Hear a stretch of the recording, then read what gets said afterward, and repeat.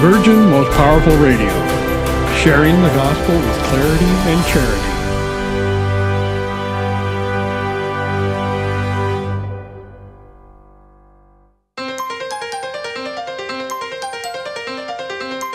And now, Virgin Most Powerful Radio is pleased to present Hands-On Apologetics with renowned Catholic author and apologist, Gary Machuda.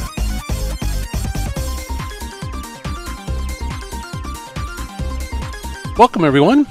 Greetings. Yes, it is time for Apologetics. All right.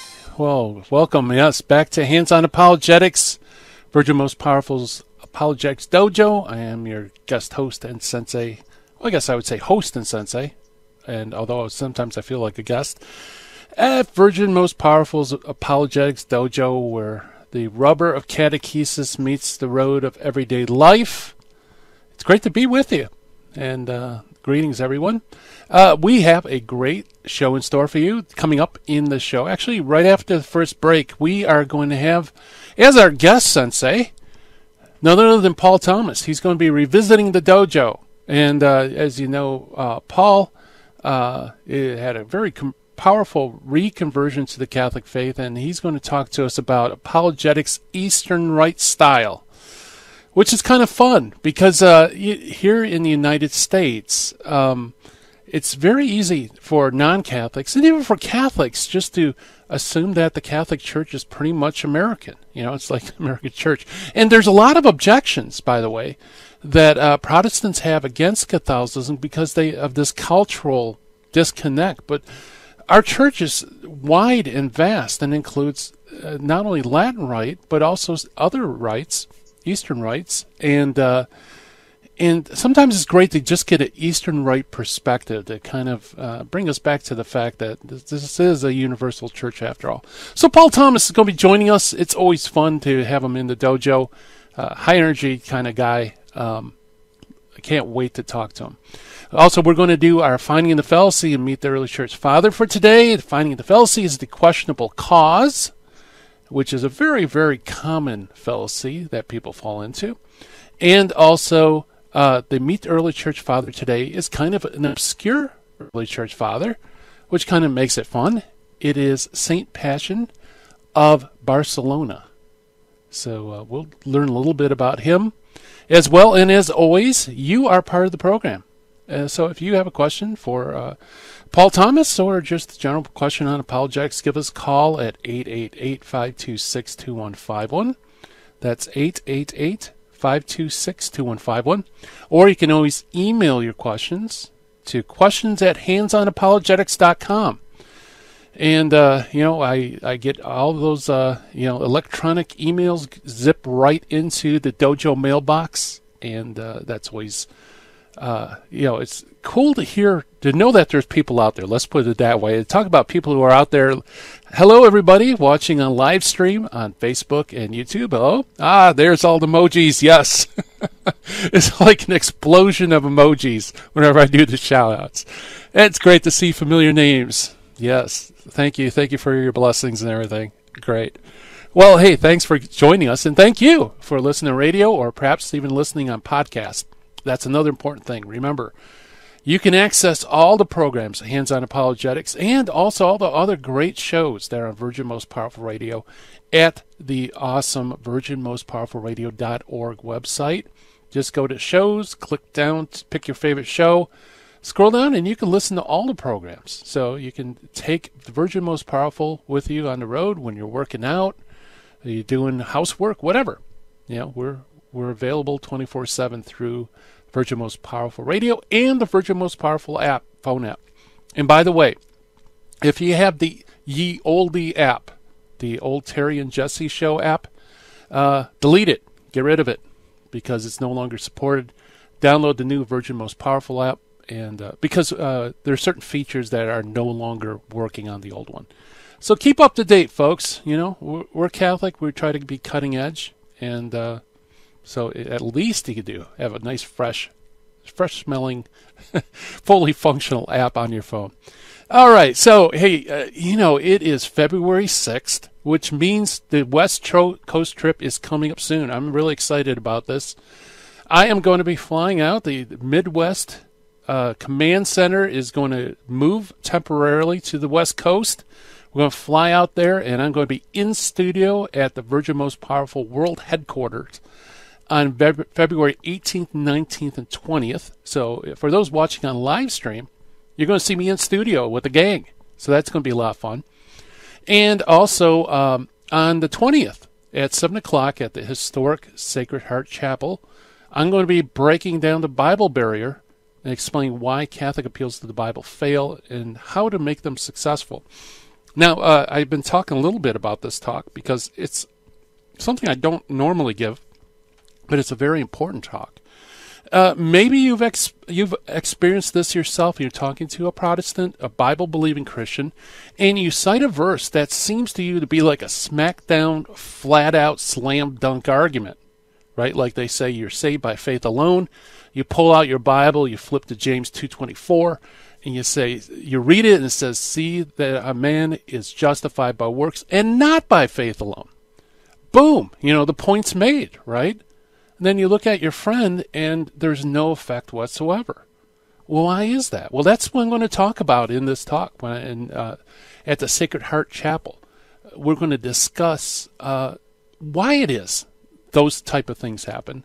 And let me give you a little sneak preview. It is because Catholics and Protestants approach the Bible in fundamentally two different ways.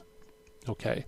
So what I'm going to show you on February 20th is how we approach it in two different ways, and how, knowing the way non-Catholics read the Bible, you can break that Bible barrier and make incredibly effective scriptural arguments. And this is stuff I've done in the field. I've had students use. I've had people who have listened to my talks use this kind of approach with amazing results. So if you're in Southern California and you're not doing anything on February 20th in the evening, 7 o'clock, come down, join me. It'd be great to see you. I'm going to have all my books and CDs, and I'm going to give you this talk. So I think it will be, try to make it as worth your while as possible. And like I said, I'm going to also give a little surprise too, which I'll probably talk about next week. So anyway, put down your calendars, everybody. Love to see you there. All right, let's jump into our exercises for today. The finding the fallacy is the questionable cause. Now, what's a questionable cause fallacy? Well, basically, a questionable cause occurs when when you conclude that something's causing another thing simply because it's regularly associated with it. Okay, in other words, if you see two things occurring generally at the same time on a regular basis, if you try to argue that one caused another just on that alone, that's a questionable cause. It may be true, but chances are it's probably not true. So let me give you an example just to kind of explain that a little bit. For example, let's say every time you hear a rooster crow, the sun rises. Okay, so if you're going to commit the questionable cause fallacy, you would conclude that the rooster's crow is causing the sun to rise, which of course is ridiculous, right? And that's how the fallacy works. So, and this occurs a lot, that sometimes you see two things that are commonly associated with one another, and people will try to make some sort of cause between the two. And of course, that's fallacious, because what you need to do is actually show that one causes the other. All right, very good, gang. So that's kind of a fun fallacy. Let's move on to the Meet the Early Church Father for today. And like I said, it's St. Pacian of Barcelona, who lived somewhere between 379 and 392. Okay, very early church father. We know of St. Pacian that he was the father of a Praetorian prefect named Dexter, whom St. Jerome knew. In fact, St. Jerome dedicated his book on illustrious men to this Dexter. And in it, he includes Dexter's father as one of those illustrious men. Now, St. Pacian was already dead when St. Jerome wrote this catalog, which was about 392. But his but his son was still flourishing at the time of Theodosius, who reigned about 379. So St. Jerome notes that Passion bore the burden of the episcopacy in Barcelona, Spain, in the Pyrenees, and comments on his simple eloquence and personal integrity, saying also that his life was one of the more illustrious than his words. He wrote a little bit. At least a few things came down to us through some letters and one treatise. And the topics that he touches on is things like ecclesiastical discipline, church discipline, baptism, papal supremacy, orthodox teaching on penance. And he also argues against a heresy that was kind of flourishing in Spain at the time called Novatianism. So, he does have some content to the few things that we do have. Now, as always, we take a lot of our biographical stuff from Jurgen's Faith of Early Fathers. Jurgen's comments that Passion was not especially an original thinker, but his writings have no small importance as to early testimony in the area of baptismal theology and penitential practice. His style is truly delightful, and it is unfortunate that his writings are not more easily accessible and more widely read. So that is our early church father today, St. Passion of Barcelona, and kind of neat.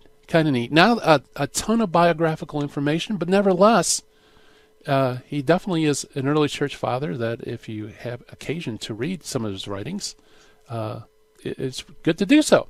All right, so as I mentioned at the beginning of the program, we are going to be visited upon by our guest sensei, Paul Thomas, who is Maronite Rite Catholic. He's going to talk about apologetics, Eastern Rite style, and specifically about some Eastern Rite saints that I think a lot of Latin Rite Catholics either don't know or should know.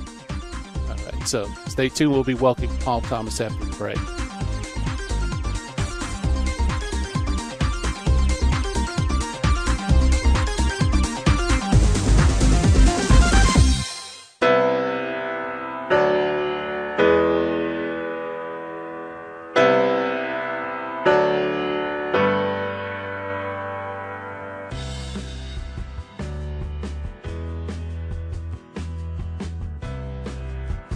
If you're a listener to Virgin Most Powerful Radio, you already know about Hands-on Apologetics with Master Apologist Gary Machuda. And if you're a fan of Hands-on Apologetics, then we have some exciting news for you. This February, Sensei Gary will be leaving the Apologetics Dojo in Michigan to visit the Virgin Most Powerful Radio World Headquarters in Covina, California. And if you'll be in Southern California this February, we have more exciting news for you. Not only will Gary be doing his live show from our Virgin Most Powerful Radio studio, but he will be giving a live presentation on February 20th at 7 p.m. right here at the Sacred Heart Chapel. That's Gary Machuda speaking live on the topic of Breaking the Bible Barrier, Why Catholic Appeals to the Bible Fail, and How to Make Them Successful. For more information, call 877-526-2151 or visit virginmostpowerfulradio.org. It is only because of your continued prayers and generous donations that Virgin Most Powerful Radio can broadcast live each weekday. We count on your spiritual and financial support because you understand the urgent need for Catholic programming that shares the gospel with clarity and charity, but without compromise.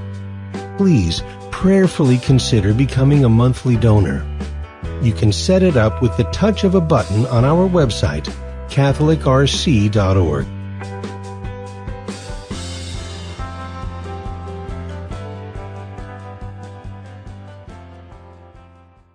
Buying or selling your home or your business property? This is Terry Barber. Real Estate for Life underwrites the Terry and Jesse Show.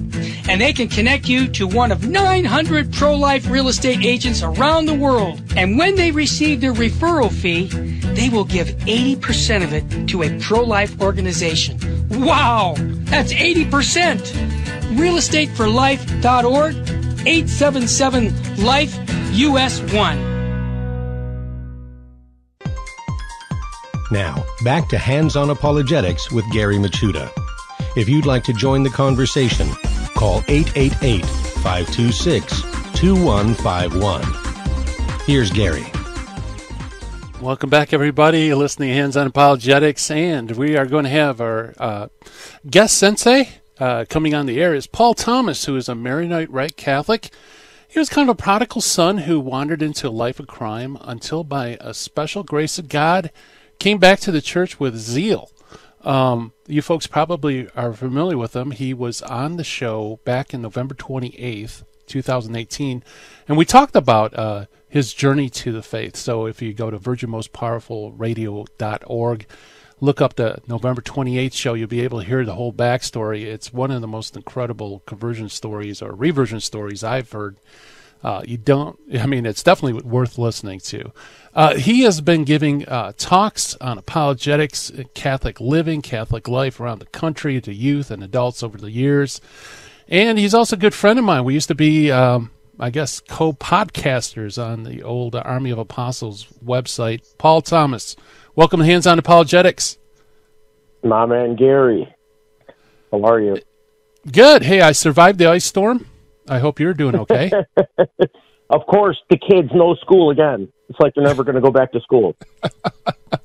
Another day off. That's part of the beauty of being in Michigan, right? Yes, it is. Yeah.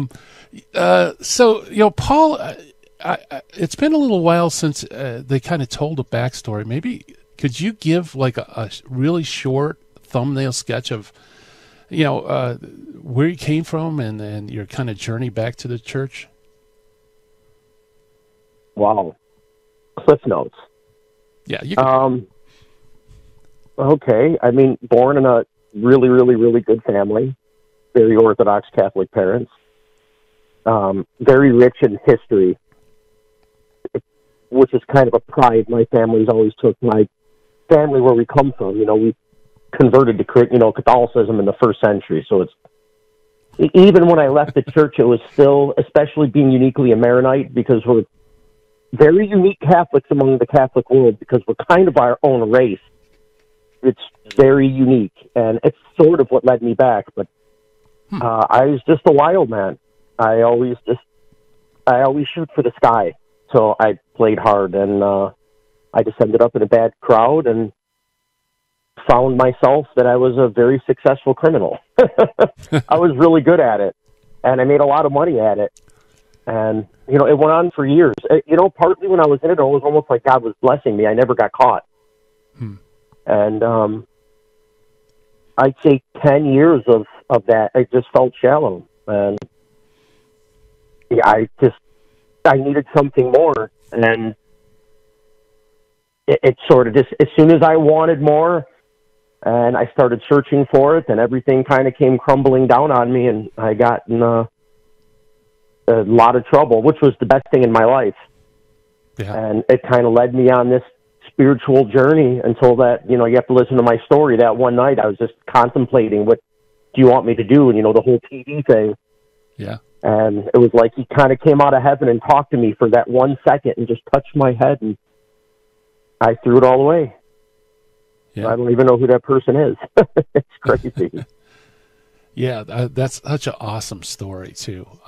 What's ironic about it is, like, where someone who's not being converted would see it as their world is crumbling down, and, it's the most terrifying part of their life. You were actually like, yes, Lord.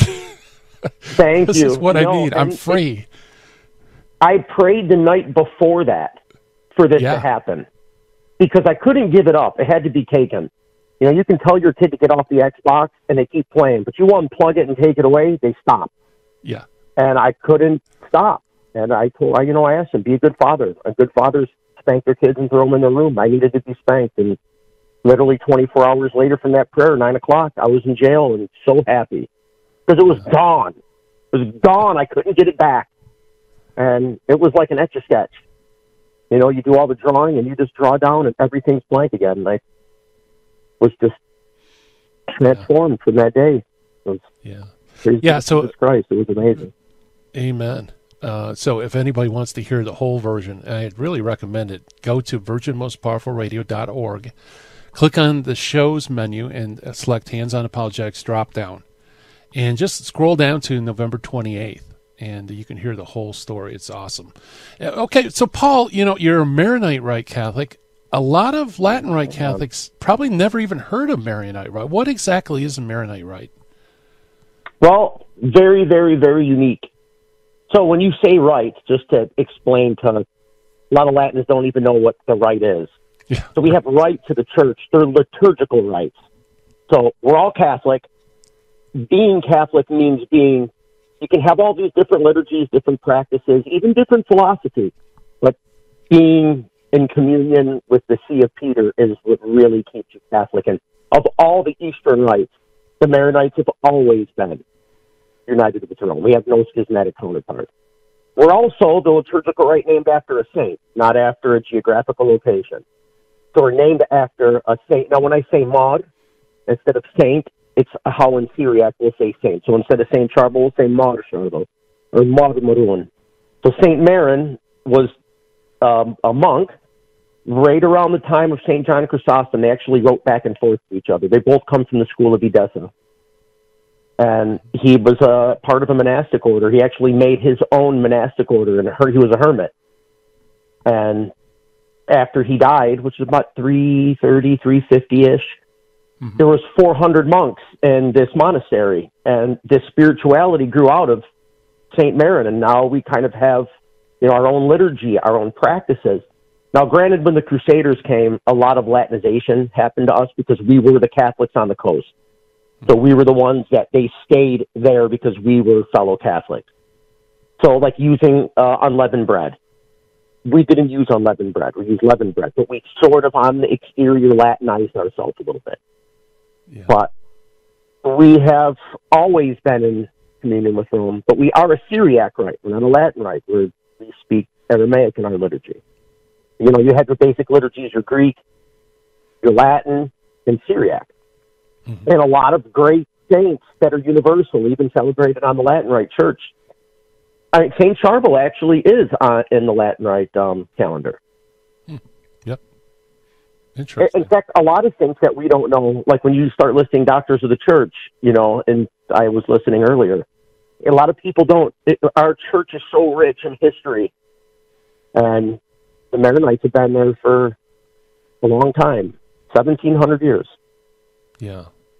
Yeah, that is something that I think a lot of Latin Rite Catholics and Latin Rite apologists, we read the early church fathers, but we really don't, I know for me personally, don't really get a sense for, how ancient the culture is, how ancient the not just history, but prayers and liturgy and saints, it goes way back so that, I think that kind of hampers when we're explaining the faith to non-Catholics because they're going by the Bible alone, and they read things in Scripture that doesn't seem to square up to where we are today. And part of that is because we just don't understand that ancient culture.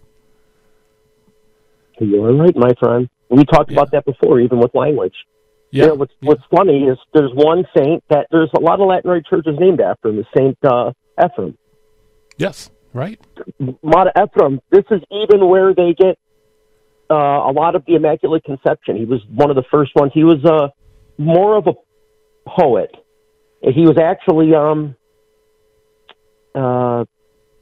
made a deacon by St. Basil the Great. He was the one that made him a deacon. So, I mean, you're going way back. Yeah. And he wrote about Mary a lot.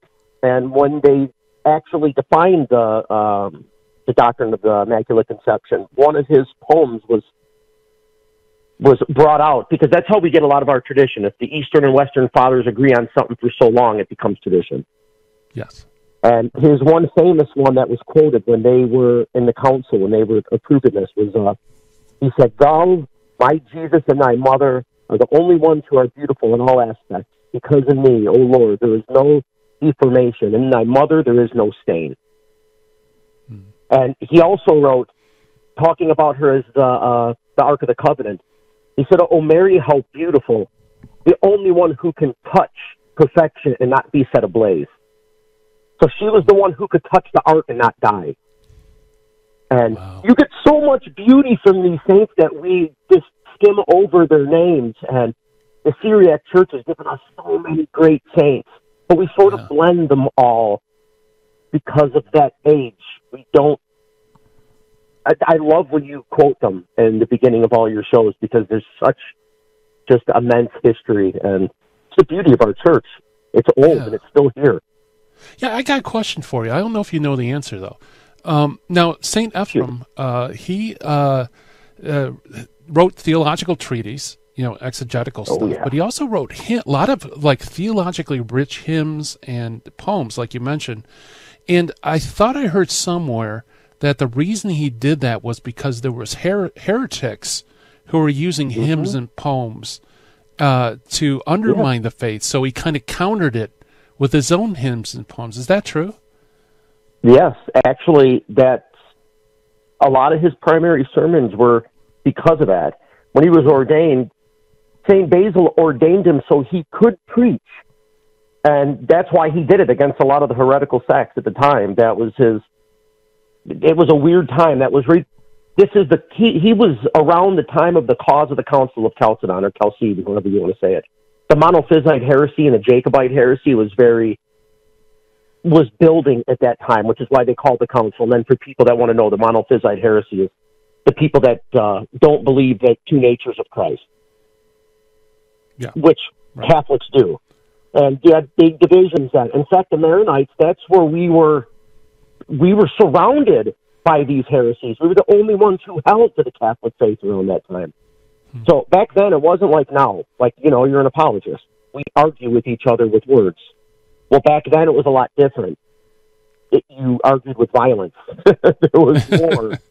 It wasn't like, oh, you're a heretic, let's argue about this. No, it was, they fought over this, which is why we ran to the mountains where my family comes from, to protect ourselves. And then after the heresy came the Muslims. And then we had that heresy to deal with. And we have a very rich history of fighting for our faith, just to keep it. Yeah, that's why I love having you on the program, because it's one thing to hear about the early church fathers and read their writings, but it's quite another to kind of like go back into their history. So, it's like, the Maronites were there. They lived it. So this is, we were sharing enculturation, I guess, from different rites. By the way, speaking of rites, we're coming up on the break, but this is kind of funny for our audience. Paul Thomas, Maronite rite, myself's a Latin rite, and we have a friend named Vincent who was Chaldean rite, and we were going to have a podcast called 3 Rights Don't Make a Wrong. I still love that title. Anyway, it's time for a break. You're listening to Hands on Apologetics. We're talking to the Maronite rite Sensei Paul Thomas, talking about Eastern Rite saints. Stay tuned, everybody.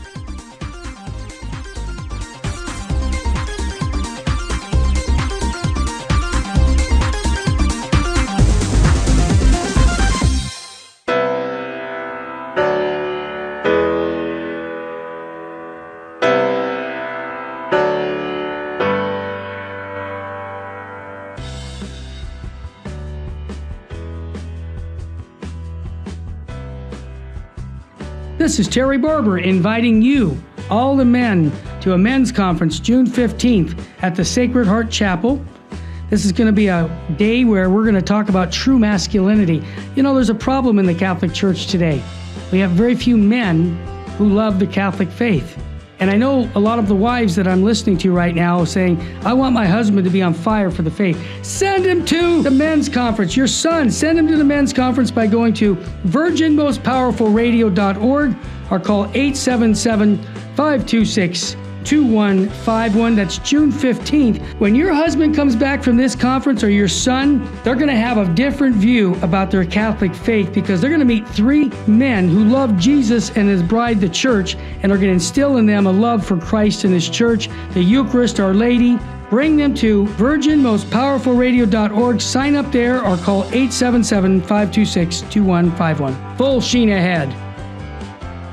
It is only because of your continued prayers and generous donations that Virgin Most Powerful Radio can broadcast live each weekday. We count on your spiritual and financial support because you understand the urgent need for Catholic programming that shares the gospel with clarity and charity, but without compromise. Please prayerfully consider becoming a monthly donor. You can set it up with the touch of a button on our website, catholicrc.org.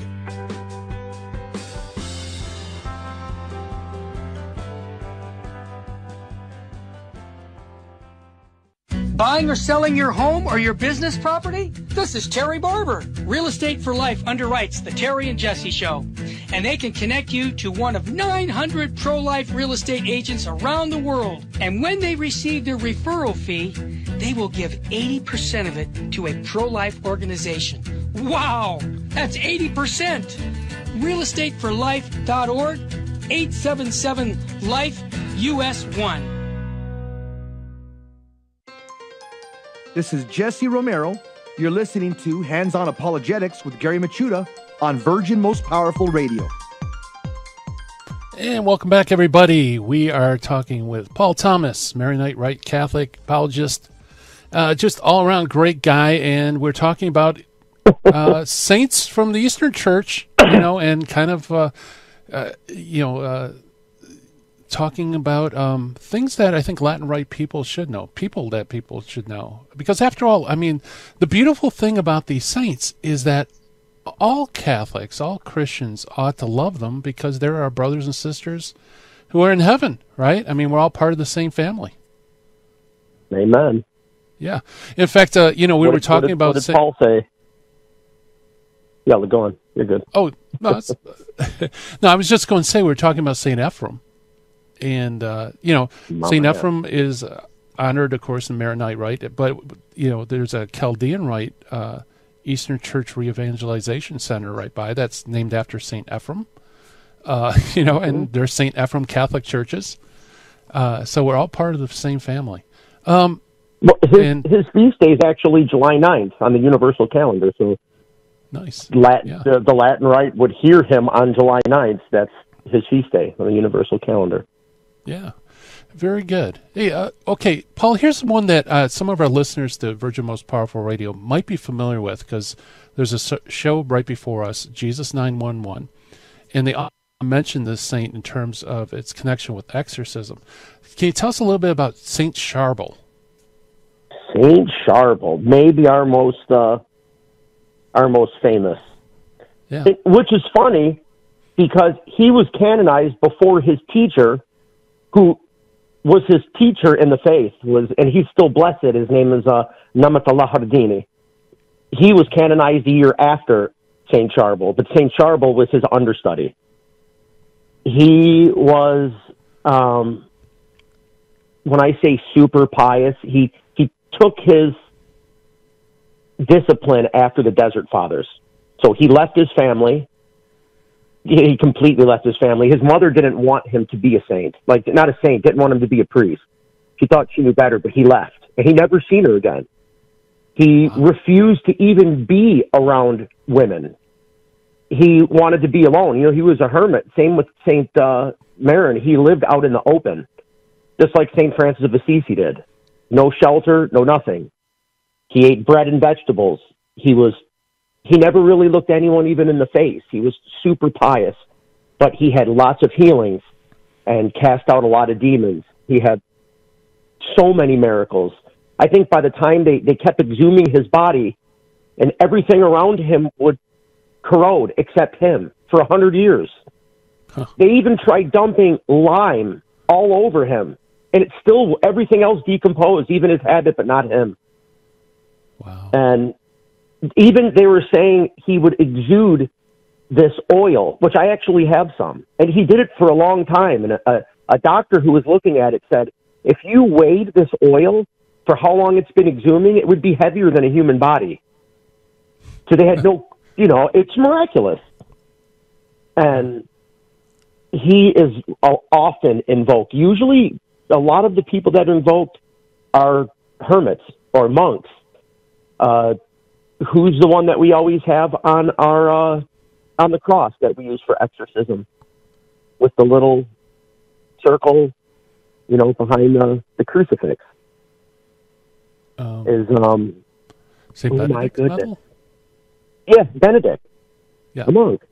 Usually the ascetics have, if you notice, all the ones they call, like if you've ever read through the Rite of Exorcism, 2/3 of the saints that they ask for their intercession are almost always monks. And he was a hermit. You know, a monk lives in a community. A hermit lives by himself. They really take after Christ in the desert. And what did Christ do in the desert? He was tempted by Satan. Yeah, he fought and Satan, this right? exactly, and this is the spirituality that he took on. So it's not surprising that he's mentioned a lot in exorcisms and a lot in healing. I think there's over 1,200 healings attributed to him before his canonization. Wow. An amazing saint. In most Latin Rite, if they haven't heard his name, if they've seen his picture, you know, the common one with his habit over him and his long beard with a gray stripe down it, they would recognize who he was. Yeah. In fact, I've heard lots of stories of healings by Latin Rite Catholics that they heard about him and prayed, and he's a very powerful intercessor. Yes, he is. Okay, so who else? Famous. Who else is from the East that probably most Latin Rite Catholics wouldn't know? Well, right around the same time, because really, like my rite and the Syriac rite really, really grew strong out of the Monophysite heresy. A lot of the churches were already recovering from the Arian heresy, and then the Monophysite heresy surrounded us in Egypt were the Copts and the Ethiopians and the Jacobites. So we were always surrounded by heretics, and this breeds saints. You know, you can't have your foot halfway in the door. So I would say, and this is one that's really not known by a lot of people, and he was right around the time of St. Ephrem.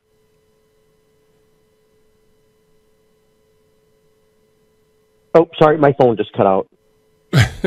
St. James I'm trying to talk, and I'm like, I don't think this is working. Okay, who is it? You have the first one is St. Anthony of Kosaya, which just means the desert. Okay. And this is if you've ever heard of St. George, there's a lot of St. Georges, but it's called St. George Beledite. These are all from around these monasteries. Yes. Another real famous one, and it's funny that we're talking because we're also really good friends with Father Tony, is St. Ravka. And she's actually not a saint. She's Blessed Ravka. Okay. And she comes from a really, really good family. They were, like, very rich. It was almost a story kind of like Mother Teresa. She didn't need to do what she did. She had a really good life. I wouldn't say aristocracy, but she was very well-to-do. And they call her the blind mystic. Because she asked for the sufferings of Christ. Not being, wanting... not asking to be hurt, but you know what I'm saying. She wanted to take the afflictions of Christ, and she became blind. And she's, I'd say her, St. Charbel, Blessed Namata Hardini, and St. Charbel, they were all made saints within the last, right after Vatican II. So these are all kind of from the same era. And which is funny about the Syriac Church is because Maronites are unique because we're very Latin. We pride ourselves on the humility of always following the Holy Father, because being monastic, you're always wanting to not, you have to be humble. And being humble means not being in charge. So they always want to just fall in line with the Holy Father, whatever he wants you to do. Right. There is no arguing. There is no schism. There is none of that. You just do what the Holy Father says. Right. And it's just been such a great bosom of saints that have come out of our church. Yeah, I think our most recent is Saint Estefan Nehmi. He's the last one. He was just made blessed a few years ago. And I'm sure we got 10 more in the works. Yeah, sure. At least. Going back to Blessed Ravka, what's she known for? Now, usually with saints, they're patron saints of certain things, or is there a certain charism or a certain, I don't know what to say. Is she known for anything in particular? Well, they do call her the blind mystic of the Most Blessed Sacrament. Lots of healings, lots. But it's different when you have to understand this time is she is a sister. She's not a priest. She doesn't do divine liturgy. Sure. Our liturgy is back home is a little different than the liturgy here. So you have a thing called an archchamber. So a lot of times when you're doing liturgy with monks, the women are, they'll do the divine liturgy and the public can come to their divine liturgy, but usually the women are separate from the men. Okay. So it's like cloistered then, kind of. Yes. It's a lot like in Jewish liturgy. Okay. The women and the men are just separated. They're still celebrating at the same time. Okay. But it's just different. So for a woman to be a saint at this time is unique. And they always call her her sign for the love of the angelic virtues. She would always recite the rosary and visit the Blessed Sacrament over 3 times a day. And that was what she was known for, was praying for people and having them get better. Because she was almost kind of like St. Padre Pio. She took on the afflictions of Christ. It was kind of you have your evangelist, you have us, the apologists, and then you have the monks that just pray for people and take on their afflictions voluntarily. And she did. And that is, she became blind. Yeah. That's amazing. And she was. You really need to read about her because she has such a long story. Because a part of her being a saint is what she gave up. Yes. Kind of like Saint Rita.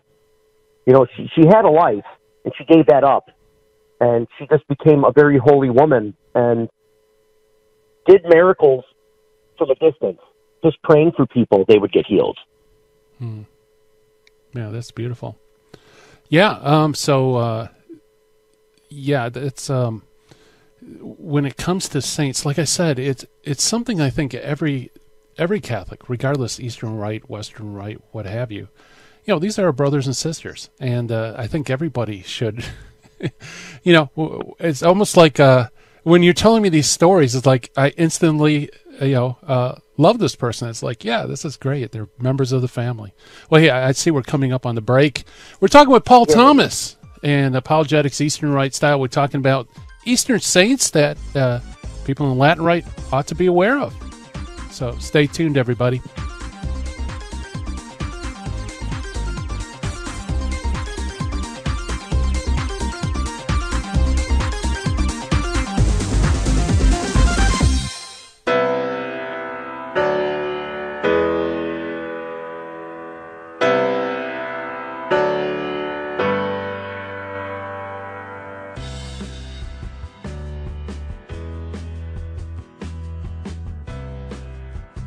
If you're a listener to Virgin Most Powerful Radio, you already know about Hands-On Apologetics with Master Apologist Gary Machuda.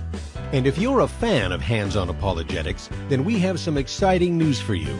This February, Sensei Gary will be leaving the Apologetics Dojo in Michigan to visit the Virgin Most Powerful Radio World Headquarters in Covina, California. And if you'll be in Southern California this February, we have more exciting news for you.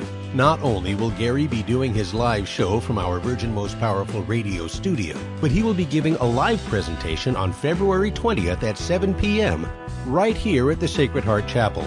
That's Gary Machuda speaking live on the topic of Breaking the Bible Barrier, Why Catholic Appeals to the Bible Fail, and How to Make Them Successful. For more information, call 877-526-2151 or visit virginmostpowerfulradio.org. It is only because of your continued prayers and generous donations that Virgin Most Powerful Radio can broadcast live each weekday. We count on your spiritual and financial support because you understand the urgent need for Catholic programming that shares the gospel with clarity and charity, but without compromise. Please prayerfully consider becoming a monthly donor. You can set it up with the touch of a button on our website, catholicrc.org.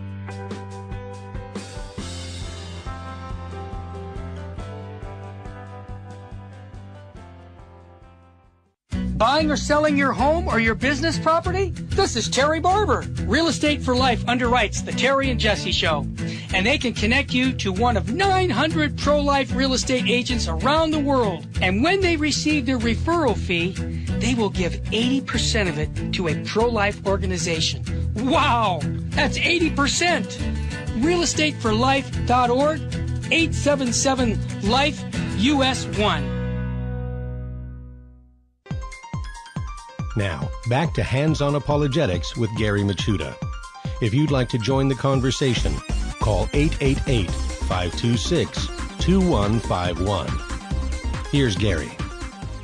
Welcome back, everybody. We're talking to Paul Thomas, Maronite Rite Catholic apologist, all-around great guy. We're talking about Eastern saints that I think everybody should be aware of. It's very common for a saint to kind of be beloved of the town that they were in, and then usually there is like a following that continues, and that's the cause of sainthood kind of blooms from that. So it's many times saints are kind of regional, but really ultimately we're all part of one family. So it's there's nothing wrong with having a devotion to Saint Ephraim, for example, who isn't is very different from here in Southeast Michigan, but we're all brothers in the Lord. So you mentioned after Saint Blessed Ravka, you mentioned another saint that you said was recently canonized. Oh yeah, Blessed Estefan Nehme. Yeah. What can you tell us about him? Really, what's funny is if people listen to this, go read about these four saints. They all were at the same time, the really, really early 19th century. These are all from this, except St. Maroon. You go back to our first patriarch, St. John Maroon. There's unique saints, like you said, that are more, all these saints are from, like, my area in Lebanon. They're all from the Wadi Qadisha, the Holy Valley. We're all from the same area. And they have such similar charisms. I don't know if it's a hermit thing, but their lives, except Blessed Rafa, she's unique. But they all had health problems. Even St. Charbel was stricken with that. Namatullah Hardini was struck with being sick. And same with Nahme. They all come from that same era. They have the same charisms. They do the same healing.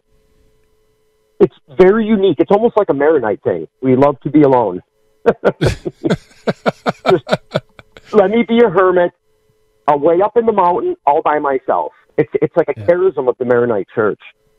Yeah. And he mirrors them in so many ways of piety, being humble, not taking any stipend for themselves, no money, true poverty, having absolutely nothing.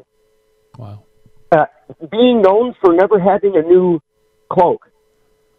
They wear it tattered and beat up sandals. This is part of their charism because they feel like it brings them closer to Christ. They don't want to be in the world that much. And again, it does come after the spirituality of the Desert Fathers. That's where a lot of these things come from. Yeah, that's something you really need to be called to. That's not something that every Christian is called to. If you read the life of Saint Charbel, he was called to it as a little boy. They would even make fun of him, and call him, the little saint. Like he set up a little grotto, and he was a kid working in his parents' field of St. Joseph, and he'd go there and pray. And he knew he wanted to be a monk his whole life.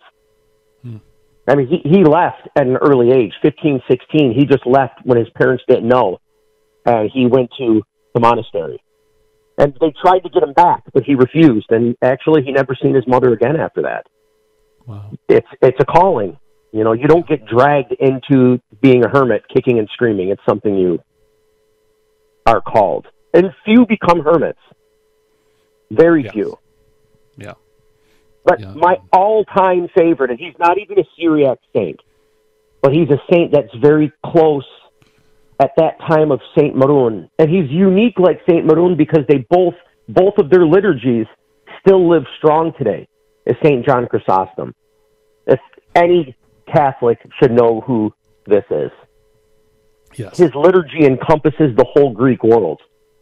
If you're a Greek Catholic, or if you're a Greek Orthodox, in any Orthodox of the Greek tradition, you're saying the liturgy of St. John Chrysostom. And it lives rich today, 1,600 years later. You can still hear both of their liturgies. His name means golden mouth, golden tongue.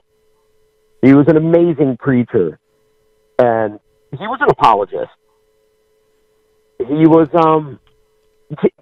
you would need 20 shows to go over the life of St. John Chrysostom. Just amazing. Yes. Yeah, and the writings, too. We have a lot of writings from St. Chrysostom.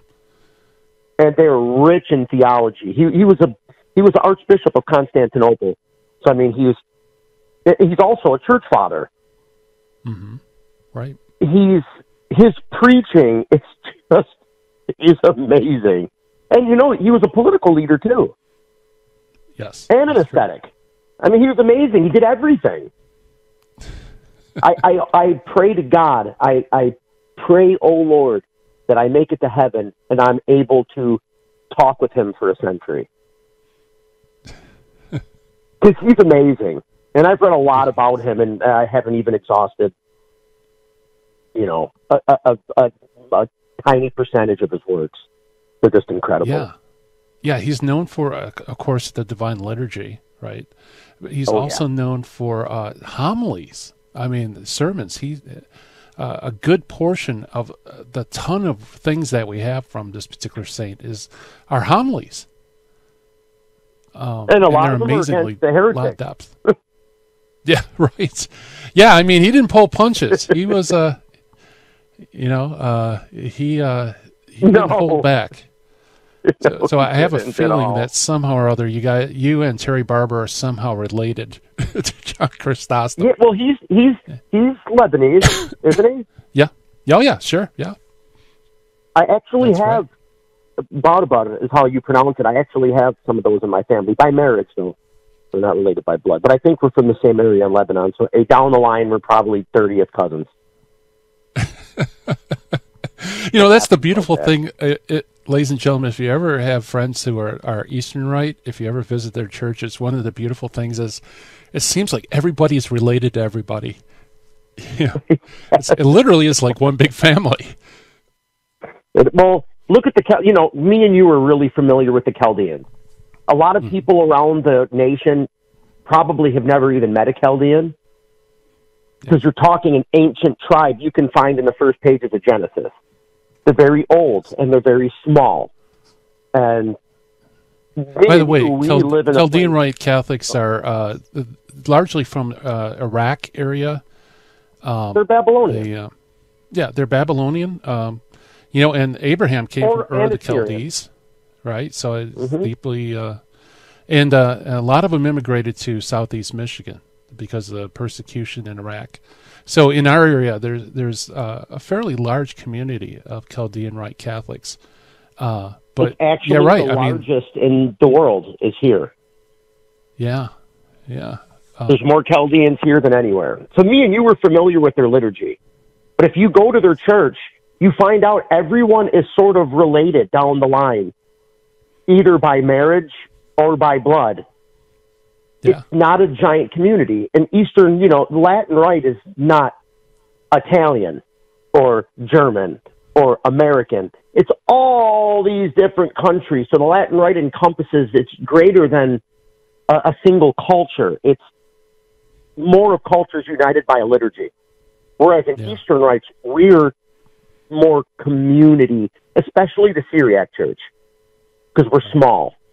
The Greek Church is pretty big, and it encompasses, all the Slavs, all the Greeks, even the Alexandrian church is a Markan, from St. Mark, so it's more of a Greek liturgy. Right. Where the Syriac were very small. Right. Well, hey, we got awesome, maybe 2 minutes, and I wanted to jump on this. There are saints who you could argue whether they're Eastern or Western. For example, Saint Augustine. Is he Eastern or Western saint? And I texted you that. No, they consider him a Latin saint, but he was from North Africa. Yeah, which right. Last time I checked is in the East. But how would you describe him? Because he was a Latin, but he was from the East. Yeah, and what's interesting is, Saint Augustine isn't very well known in Orthodox. No, not at all.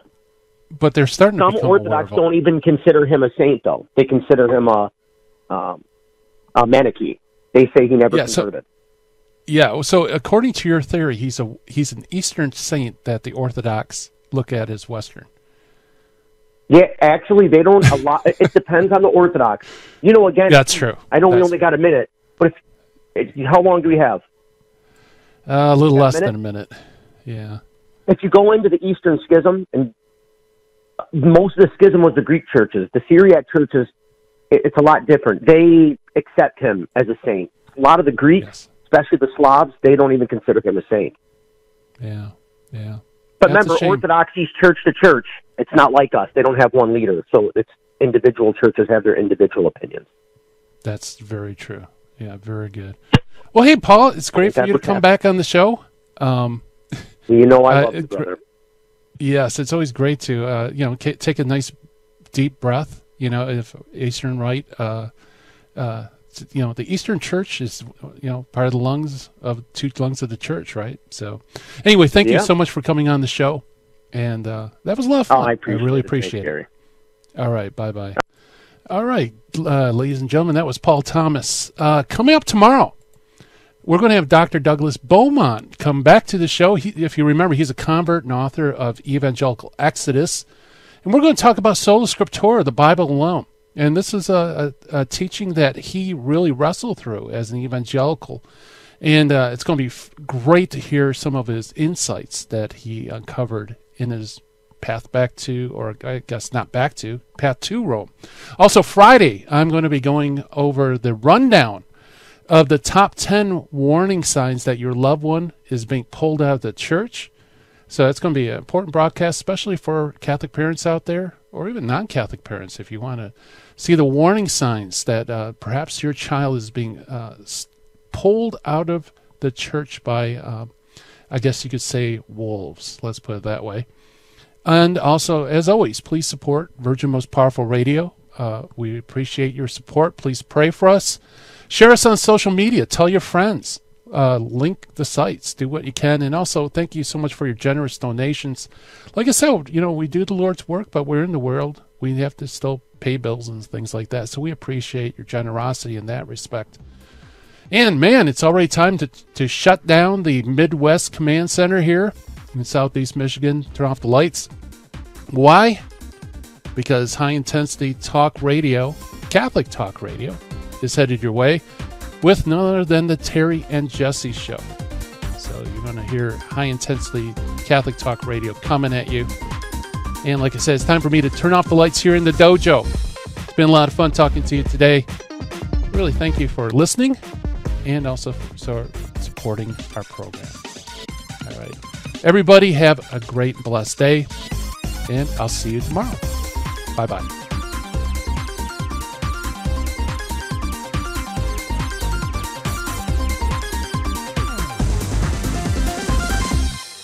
In the 1990s, I lived and worked in Hollywood. But when my wife Betty's mom took ill, we relocated to Orange County. And it was during this time in our lives that I converted to Catholicism. Once my eyes were opened to the truth, I couldn't learn enough about the faith. But I had less free time than ever, especially with a long commute. That's when I discovered the real value of Catholic audio. Listening to cassette tapes transformed my daily commute into a miniature retreat. And that's the beauty of Virgin Most Powerful Radio today. Since the podcasts are archived, you can listen anytime on our smartphone app. I know how listening to Catholic audio can bring you closer to Christ and His Church. So I encourage you to visit the App Store or go to vmpr.org and download the app today. It just might change your life. I'm Matthew Arnold for Virgin Most Powerful Radio.